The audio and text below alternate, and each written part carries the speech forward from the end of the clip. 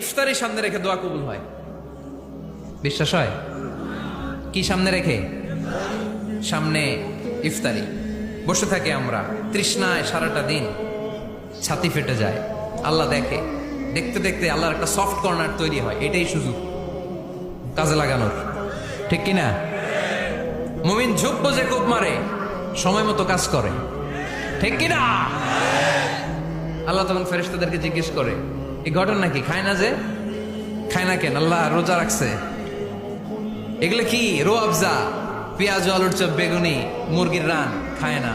খায় না কেন? ওরা যে ক্ষুধার্ত। আল্লাহ আপনার ভয়ে। তাই কি চায়?